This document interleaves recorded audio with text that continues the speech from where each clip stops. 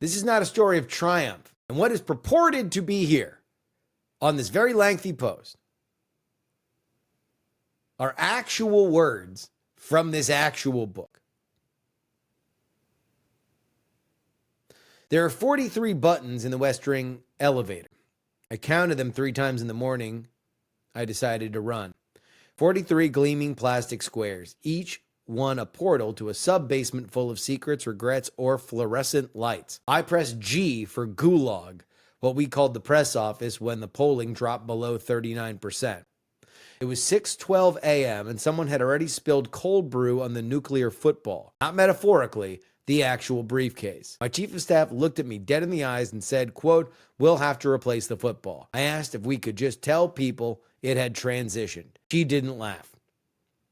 The decision to run for president wasn't so much a decision as it was a medical event, the thrombosis of ambition, a blood clot of destiny. One moment I was pacing in the Roosevelt room practicing my sincerely amused laugh for a TikTok Q&A about mental health apps, and the next I was speaking in tongues to the ghost of Walter Mondale.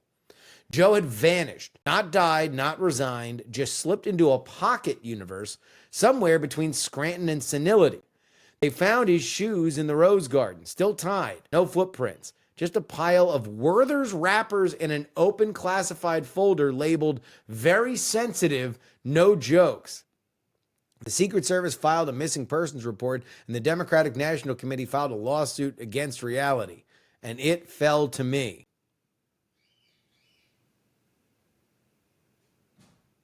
And yet, I kept going, because every time I closed my eyes, I saw her, Hillary, hovering like a thundercloud with a headband. She whispered, "Win or die, bitch." And then she vanished in a puff of expired Chardonnay.